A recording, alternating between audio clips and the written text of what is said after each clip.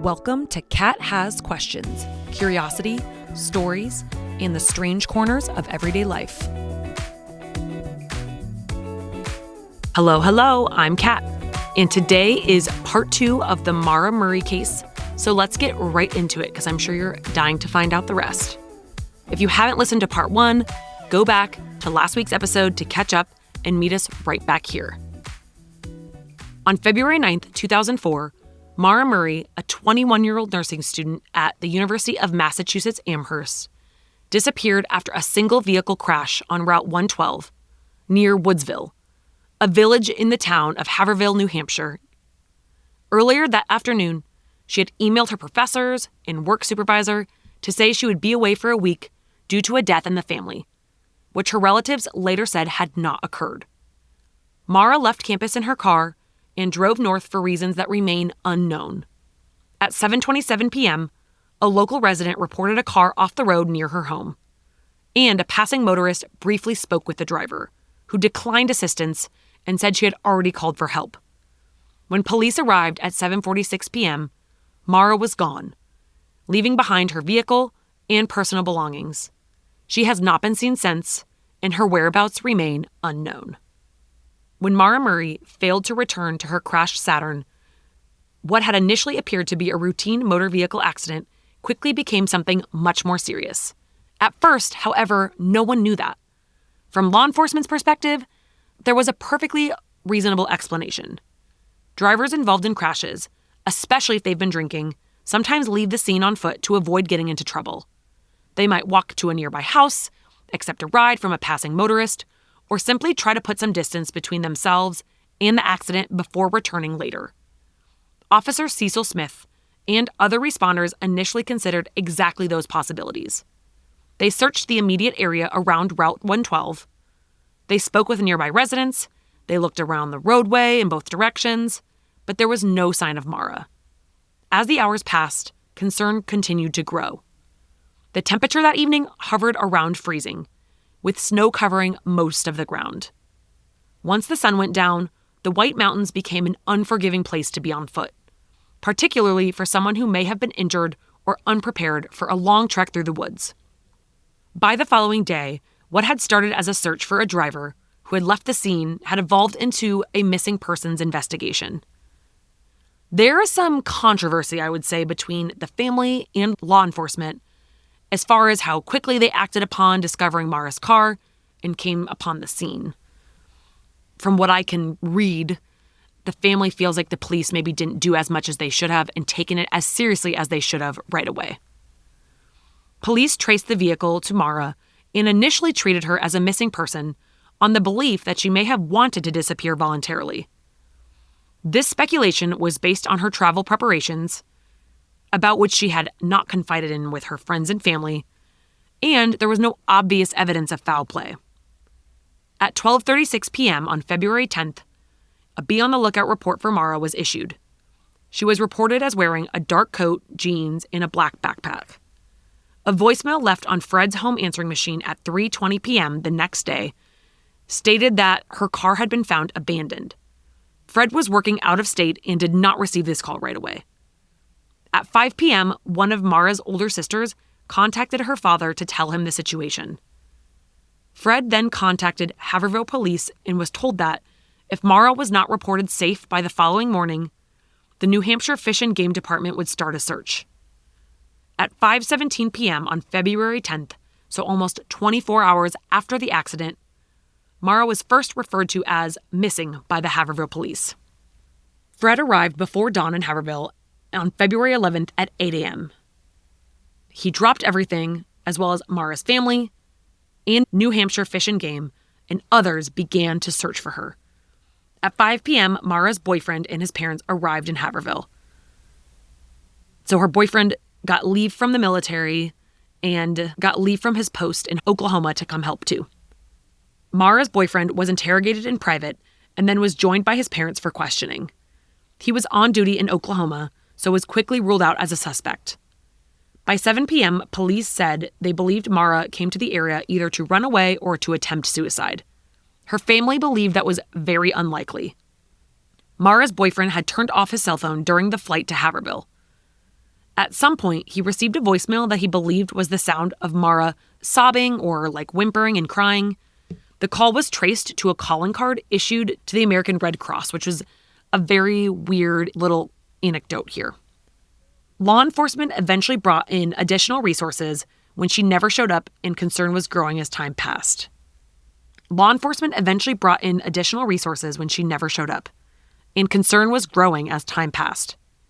Search and rescue teams were brought in the following day. Tracking dogs, helicopters, volunteers. The hope was that if Maura had wandered into the surrounding woods, the search teams would find footprints, discarded belongings, or some indication of the direction she traveled. Instead, they found almost nothing. One of the most discussed aspects of the investigation involves the snow itself. If you've ever walked through fresh snow, you know how difficult it is to avoid leaving evidence of your path. Footprints are often unmistakable. Investigators carefully searched the wooded areas surrounding the crash site, expecting that if Maura had fled into the forest to hide, there would likely be tracks leading away from the road. According to investigators, they found no convincing evidence that she had entered the woods near the scene. That observation has become one of the strongest arguments against the theory that Maura simply ran into the forest and died from exposure. Of course, it's important to recognize the limitations of that conclusion. Snow conditions vary, wind can obscure tracks. Searches, especially after dark, are never perfect. And if someone entered the woods farther away from the crash site, they may have done so beyond the area initially examined. Still, investigators have consistently maintained they found no evidence or obvious trail suggesting Maura had left the roadway and headed directly into the surrounding forest. Then there were the tracking dogs. A few days after Maura disappeared, search teams brought in a bloodhound trained to follow human scent. The dog was given one of Maura's gloves to establish her scent before beginning the track. Initially, the dog appeared confident. It followed a scent trail away from the Saturn, traveling east along Route 112. Then, roughly 100 yards from the crash site, the scent stopped, abruptly, almost as if Maura had simply vanished. That detail has fueled countless theories over the years. Some believe it suggests she voluntarily got into another vehicle. If someone stopped and offered her a ride, the scent ending in the roadway would make sense. Others caution that scent tracking is far from an exact science. Weather conditions, contamination from emergency responders, passing vehicles, and even uncertainty over whether the gloves provided represented a clean scent source could all affect the dog's performance. In fact, some handlers have questioned whether the gloves used had been worn recently enough to provide an ideal scent article. According to her family, she had just gotten the gloves as a gift from her boyfriend for Christmas, so it's actually possible that she never wore them at all. Also, according to Julie, her sister, the dog handlers claimed they really didn't think the dogs had picked up on anything, given the conditions outside, and the fact that so many days had passed. So, while the bloodhound's track is certainly intriguing, it isn't definite proof of anything. It's simply another piece of evidence that can support multiple interpretations.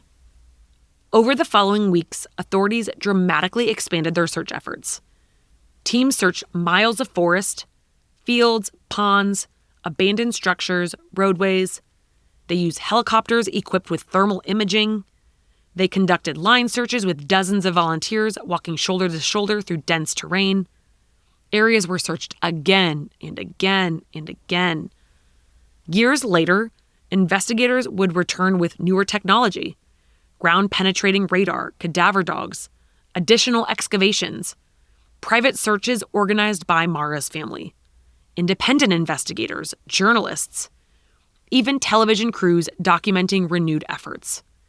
Each new search brought renewed hope. Maybe this would finally be the one.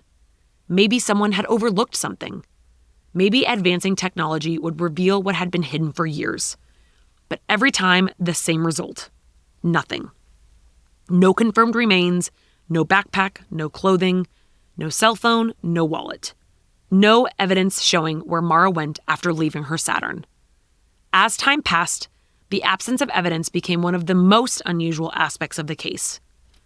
If Maura died in the woods from exposure, why has nothing been found despite repeated searches? If she accepted a ride from a stranger, who was that person? Why has no credible witness ever come forward? If she intentionally disappeared, how did she manage to remain hidden for more than 20 years without using bank accounts, contacting family, or leaving any verifiable trace? Every explanation seems to answer one question, only to create three more. For Maura's family, the search never truly ended.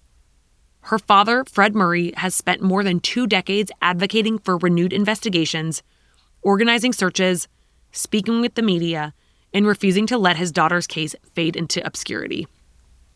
Her siblings have done the same. Each anniversary is a painful reminder that they still don't know what happened. And perhaps that's what makes this case resonate so deeply with so many people. It's not simply that Maura disappeared. It's despite everybody trying to help, volunteers, media attention, sleuths, online. The mystery remains almost exactly where it began, on a dark stretch of Route 112, with a crashed Saturn and 7 missing minutes that no one has ever been able to fully explain. Before we jump into theories, another quick little side note that I just wasn't quite sure where to fit in. So there was an alleged sighting of Maura between 8 and 9:30 p.m. the night she disappeared. So between 8 and 8:30, a contractor returning home from Franconia, New Hampshire, reportedly saw a young person moving quickly on foot eastbound on Route 112, about 4 to 5 miles east of where Maura's vehicle was discovered. He noted that the young person was wearing jeans, a dark coat, and a light-colored hood.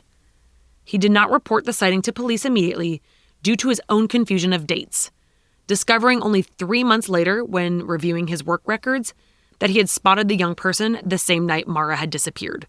So he did eventually give this information to police, but I'm pretty sure they don't think it was her. But just a weird little thing that he came out 3 years later and said, hey, maybe I saw her. So, the theories as to what could have happened. At this point in the story, we have a young woman who left UMass Amherst without telling anyone where she was really going. We have a fabricated family emergency. We have withdrawal of nearly all the money in her bank account.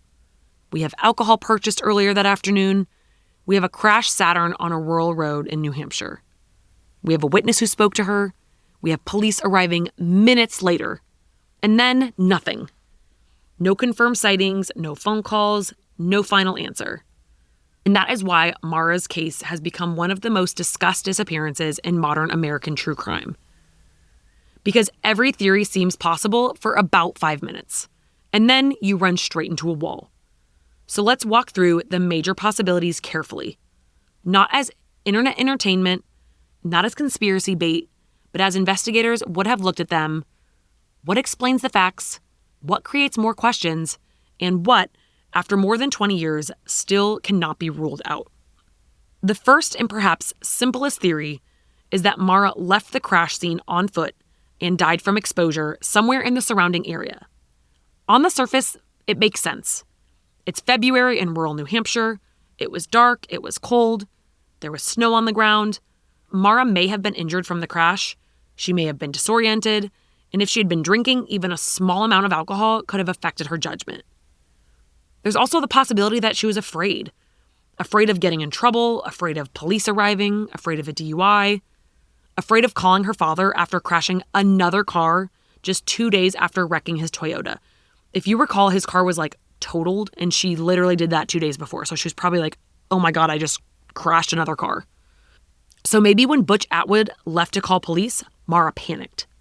Maybe she grabbed the items she didn't want to leave behind, her phone, wallet, backpack, and started walking. Maybe she intended to hide for a few minutes until police left. Maybe she thought she could reach a nearby house, walk until she could find cell service. Maybe she simply just wanted to get away from the car. And then once she left the roadway, maybe she became lost. This theory is probably the least complicated. It doesn't require a secret meetup, a cover-up. It doesn't require a second person. It only requires a young woman under stress making a desperate decision in a dangerous environment. And that's possible. People make irrational choices after accidents all the time, especially when they're scared. But there are problems with this theory, big ones. The most obvious is the lack of physical evidence. Searchers found no clear footprints leading from the crash site into the woods. And they never found any of her belongings either. And not just in the first few days. Over the years, the surrounding area has been searched repeatedly by law enforcement, volunteers, private investigators, dog teams, and search crews. If Maura died close to the crash site, why has nothing ever been found?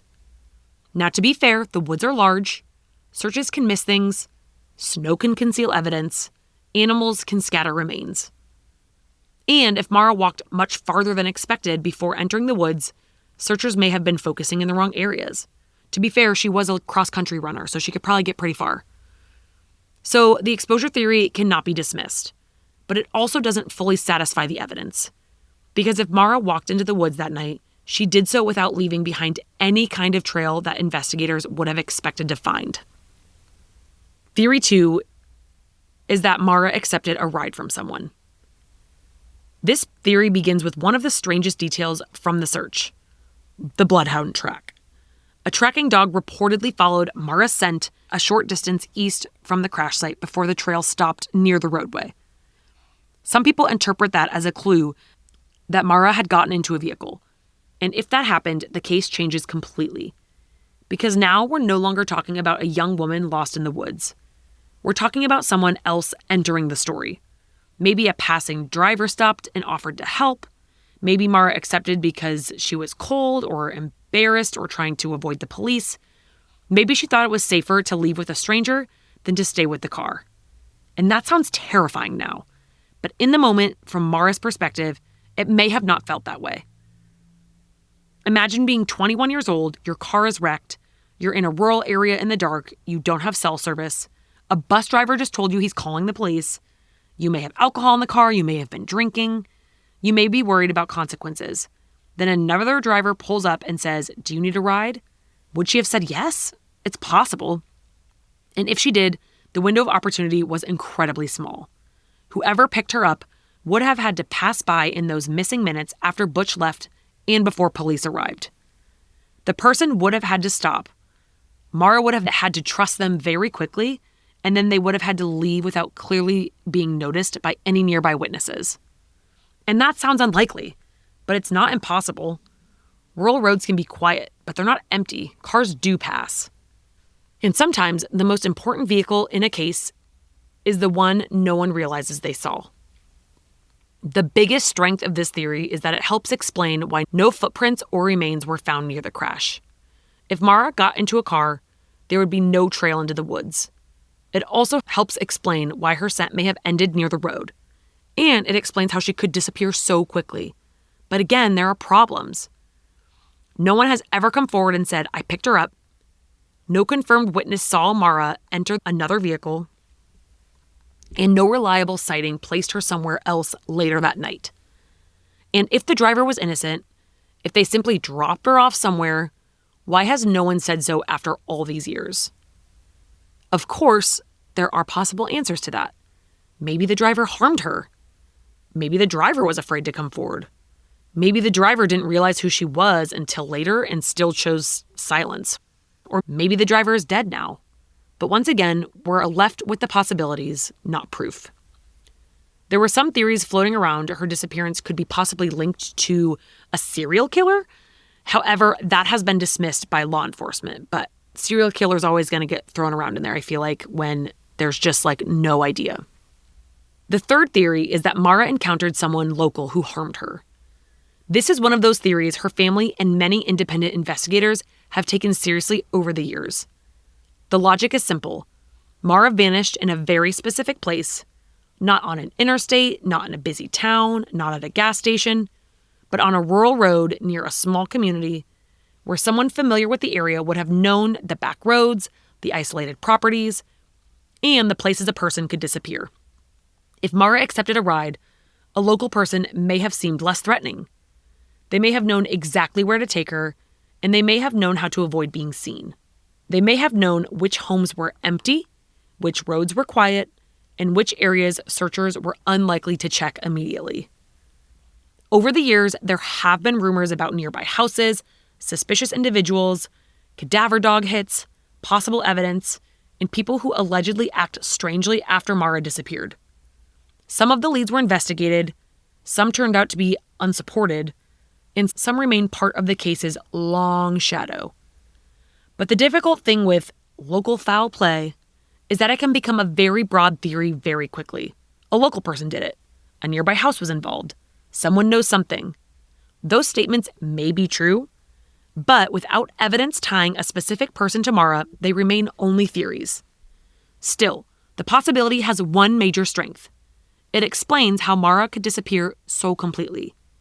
If someone harmed her and concealed her body on private land, in a structure in a remote area, or somewhere searchers never had access to, it could explain why repeated searches found nothing. And it could also explain why no one has come forward. Because in this version, the person who knows what happened has every reason to stay silent. But the weakness is obvious. There's no publicly confirmed suspects, no confirmed crime scene, no recovered weapons, no confession, no remains, and no physical evidence publicly linking Maura to a specific person after the crash.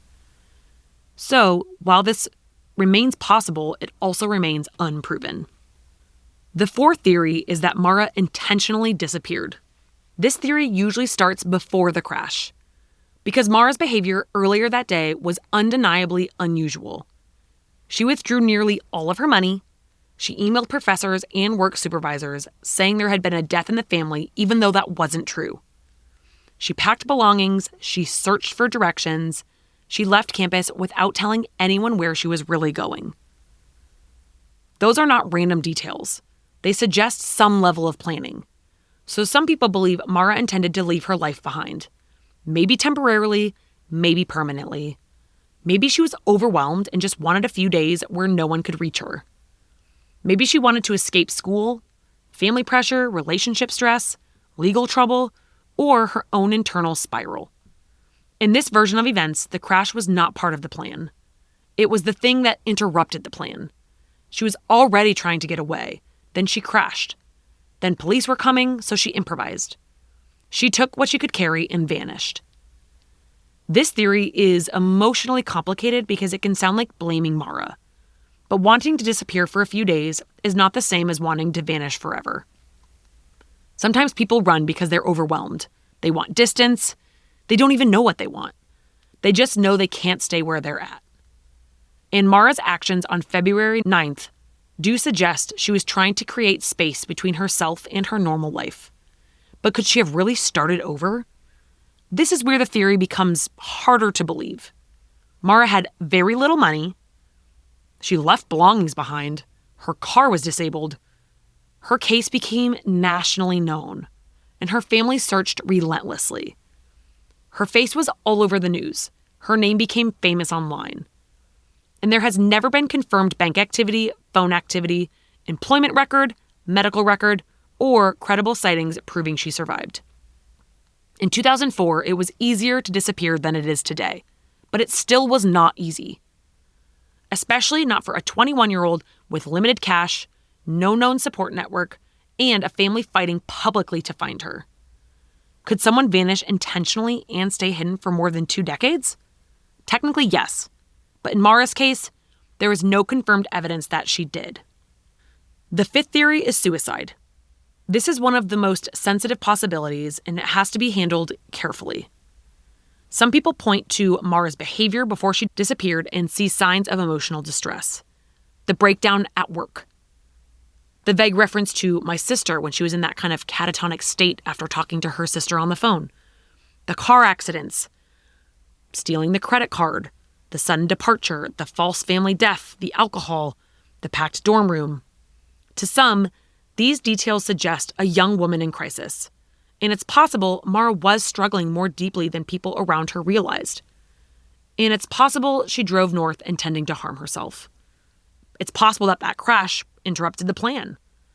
Or it's possible that after the crash, overwhelmed and afraid, she left the scene and died intentionally somewhere else. But there are serious limitations to this theory. No note has ever been confirmed, no remains have been found, no location has been identified. And people close to Maura have pushed back against this idea hard that she planned to end her life. The danger with this theory is that it can flatten a complex person into a list of warning signs. Yes, Maura was under stress. Some of her decisions were strange, but stress does not automatically equal suicide. A lie to professors does not automatically equal suicide. A car accident does not automatically equal suicide. And unless evidence emerges, this remains only one possibility among many. I should also note from all the investigating I've done, her family vehemently denies this. The sixth theory is that someone Maura knew was involved.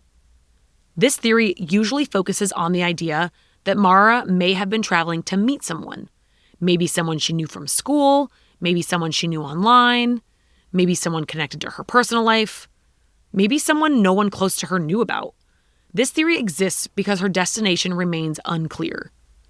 Why was she driving north, and why that area? Why that day?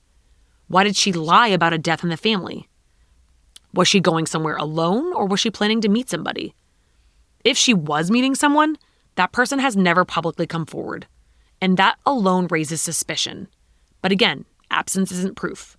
Maybe she wasn't meeting anyone, but you would think if she was meeting someone and she never made it there, that person would come forward hey, she was traveling to this cabin because we planned to meet there, but she never made it. You would think that person would come forward. Maybe she had considered multiple destinations, and maybe she did plan to stay alone. The someone she knew theory can explain some things. It could explain why she left campus secretly, and it could explain why she packed, and why she wouldn't tell her family or her boyfriend, and could explain why she wanted cash. But it doesn't explain the crash scene. If someone she knew was involved, where were they? Were they following her? Did they pick her up after the crash? Did she call someone else from there? There is no public evidence proving that anyone she knew was physically present on Route 112 that night. So while this theory remains possible, it depends on a hidden relationship or plan that has never been confirmed. Then there is the police involvement theory. So this is one of the most controversial theories, and it largely comes from perceived inconsistencies in the timeline. The arrival of police vehicles and the account of witness A, who reported seeing what she believed was a police SUV near the Saturn before the official documents arrived, before the official documented arrival time. For some people, this raises a serious question. Was an officer there earlier than the records say? Did Maura encounter police before she vanished? So was there a police car there? And then by the time the actual quote-unquote police dispatched car arrived, had she gone with that officer? Was there confusion about which vehicle arrived when? This theory has gained traction online because the timeline is so tight. If Maura disappeared in only a matter of minutes, any discrepancy feels important. And when a witness says that she saw a police vehicle earlier than expected, police naturally wonder whether the official story is incomplete. I think people also wondered if this is why they didn't hit the ground running looking for her at the beginning, instead of just saying she voluntarily left and would show back up later and kind of start the search, 24 hours later or so. But there's a major difference between a timeline discrepancy and proof of police misconduct. Memory can be imperfect. Times can be misremembered. Vehicle types can be mistaken. And dispatch records can be confusing. There's no public evidence proving that police harmed Maura. No forensic evidence, no confirmed cover-up, no official findings that an officer was responsible. I think this also comes up too because the family felt like they were kind of given the cold shoulder a little bit, or kind of felt like they were in the way when they were trying to get this investigation underway. The police involvement theory remains one of the most debated, but also one of the least supported by public evidence. And finally, there is one final possibility that more than one of these theories can be true. Maybe Maura was overwhelmed and trying to get away. Maybe she had no intention of disappearing forever. Maybe she had been drinking and crashed. And maybe she panicked to hide in the woods for a short time and accepted a ride from the wrong person. In that version, the case isn't one clean theory. It's a chain reaction. A young woman under pressure makes an impulsive decision, and that decision leads her onto a dark rural road. And then the accident creates a crisis, and fear pushes her away from the car. And then, in the worst possible moment, she crosses paths with someone dangerous. This may be why the case is so hard to solve, because people often argue over one question. Did Maura disappear voluntarily, or was she harmed? But the answer could be both. She may have voluntarily left campus, voluntarily left the crash scene, and voluntarily accepted help. And then, at some point after that, she may have no longer had control. And that possibility is haunting because it fits the emotional reality of the case.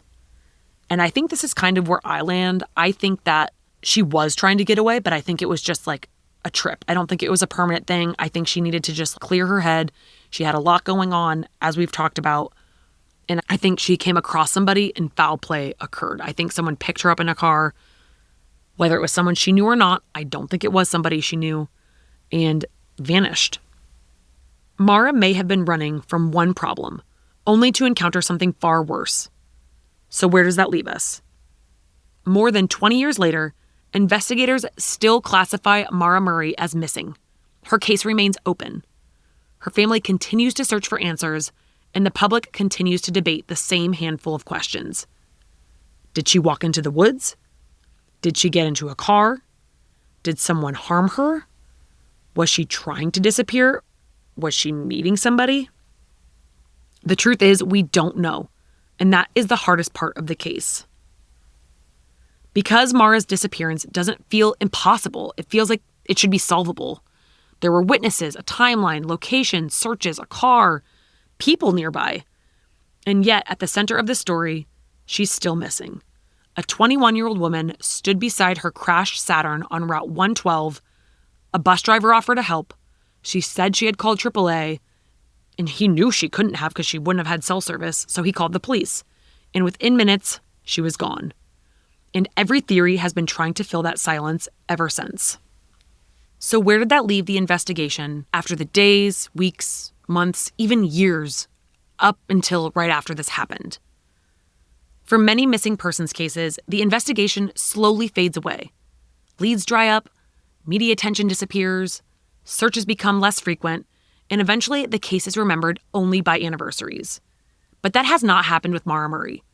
More than 20 years after she vanished, investigators are still actively receiving tips, searching, and reviewing evidence. The case remains open, and authorities continue to classify her disappearance as suspicious. Over the years, there have been moments when it seems the mystery might finally be solved. One of the most widely discussed developments involved an abandoned A-frame house located roughly a mile from the crash site. For years, the property had been the subject of speculation among investigators, volunteers, and members of the public. In late 2004, so within the year of her disappearing, a man allegedly gave Maura's father a rusty, stained knife that belonged to that man's brother, who had a criminal past and lived less than a mile from where her car was discovered. His brother and the brother's girlfriend were said to have acted strangely after the disappearance, and the man's brother claimed he believed the knife had been used to kill Maura. Several days after the knife was given to Maura's father, the man's brother allegedly scrapped his Volvo. Family members of the man who turned in the knife claimed he had made up the story in order to obtain reward money in the investigation, and that he had a history of drug use. However, in October 2006, volunteers led a 2-day search within a few miles of where Maura's car was found.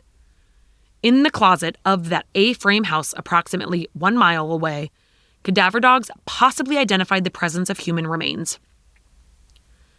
The house had formerly been the residence of that man implicated by his brother, who had given Fred the rusty knife in 2004. A sample of carpet from the home was sent to the New Hampshire State Police, but the results have not been released to the public.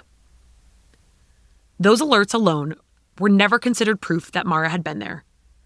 Eventually, after the property changed ownership, investigators were finally able to conduct a more extensive excavation of the basement. For many people following the case, this felt like the breakthrough they'd been waiting for. Could this finally explain where Maura had gone? Search crews carefully excavated portions of the basement, and they processed the property slowly. Evidence was collected, and then nothing. No human remains, no forensic evidence publicly linking Maura to the house. Just another lead that ended the same way as so many had. And this pattern repeated itself time and time again. In 2021, authorities announced that bone fragments had been discovered near Loon Mountain, approximately 25 miles from where Maura's Saturn was found. There was also something called the Loon Mountain 3, where there was supposedly 3 killers who were on Loon Mountain. Loon Mountain's the name of one of the mountains there. And they had kind of looked into this theory too for Maura as well. So when they found these bone fragments, almost immediately hope returned. Could investigators finally have located Maura? For weeks, her family waited for DNA testing, and then the results came, and the remains did not belong to Maura. Once again, promising lead ended in disappointment. And law enforcement has never stopped examining the case. In 2022, the FBI created a violent criminal apprehension program, better known as ViCAP, and they made a profile for Maura in this system. The system allows information about violent crimes and suspicious disappearances to be shared more broadly among law enforcement across the country, making it easier to identify potential connections that may have otherwise been missed. Investigators have said this was intended to generate new leads and encourage information sharing, not because of one specific new piece of evidence. Then, in 2024, as the 20th anniversary of Maura's disappearance approached, investigators released a new FBI-produced, age-progressed image showing what she might look like today. Officials emphasized that the image did not mean they believed she was alive. Rather, age progression photos are commonly used in long-term missing persons investigations to encourage fresh tips and remind the public that the search continues. So in the most recent developments as of this recording, in March 2025, Stephen Baldwin, formerly Finkelstein, who had been a classmate of Maura at West Point, was convicted of running a fraudulent Ohio animal rescue charity, according to a Campbell, Ohio police officer who investigated Baldwin's fraud. When he was arrested in 2020, an unidentified fingerprint on a CD case that had been in Maura's car was matched to him via police databases. Author and journalist James Renner reported that Maura and Baldwin had been in a relationship at West Point. Baldwin was told in 2024 that his fingerprints were found in her car, but he denied any involvement in her disappearance, which, to be fair, if they had dated, like, it wouldn't be weird for his DNA to be in her car, I feel like, especially if it was within the last, couple years. This case has taken on a life far beyond law enforcement. Few disappearances have generated as much public discussion as Maura's. There have been documentaries, books, TV specials, websites, online forums, and countless podcasts examining every known detail of the case. Some of that attention has undoubtedly helped keep Maura's name in the public eye. Without it, it's possible the case wouldn't still receive the same amount of national interest more than 2 decades later. But that attention has also come with challenges. Over the years, rumors have spread just as quickly as verified information. Unconfirmed suspects have been named, theories have been presented as facts, and speculation has sometimes overshadowed the actual evidence. Maura's sister, Julie Murray, has spoken publicly about both sides of that attention, expressing gratitude to those who have genuinely helped keep the case alive, while also urging people to remember that behind every theory, there's a real family waiting for answers. Perhaps no one has searched more tirelessly than Maura's father, Fred. For more than 20 years, he has organized searches, worked with investigators, spoken to the media, and refused to let his daughter's name fade into history. Her siblings have done the same. They've continued publishing, pushing for renewed investigative efforts, and encouraged anyone with information, no matter how insignificant, to come forward. Because after all this time, they still believe someone knows something, and maybe they're right. As of today, the central question remains exactly as they were in February 2004. Why did Maura leave UMass that afternoon? Where was she planning on going? And why did she tell her professors that there had been a death in the family? I think it's because she just needed a few days to herself. I get it. What happened during those missing minutes between Butch Atwood driving away and police arriving? Did she leave on foot? Did she get in a vehicle? If so many people have searched so extensively for so many years, how can there still be so little evidence? Those questions continue to define one of America's most enduring missing persons cases. And until they're answered, the story of Maura Murray remains unfinished. February 9th, 2004, remains one of the most haunting disappearances in American history. If you have information about the disappearance of Maura Murray, no matter how insignificant it may seem, you're encouraged to contact the New Hampshire Cold Case Unit or the New Hampshire State Police. Even the smallest detail can help investigators revisit old assumptions or uncover new leads. Thanks for listening to Kat Has Questions. If you liked the show, as I've mentioned, I'd really appreciate it if you'd follow the show on Apple or Spotify or literally anywhere and leave a rating or a review. It helps more people discover these stories and allows me to continue researching cases that deserve to be remembered. If you want to discuss today's case, share your own thoughts, or suggest another case for me to go into, you can find me on Instagram and TikTok at Kat Has Questions, and I promise I will respond to you. I also mentioned this in part 1, but if you want to get all the details, all the correct details about this case, you really should listen to Media Pressure by Julie Murray. It's Maura's sister who hosts the podcast. It's like 10 episodes. I binged it all in the week of recording this and when I was writing this because I wanted to make sure I was getting it right. So go check that out. It's really, really good. It's called Media Pressure. And until next time, stay curious. Thanks for listening to Kat Has Questions. If you liked this episode, follow the show and share it with someone who loves a good spiral. See you next week.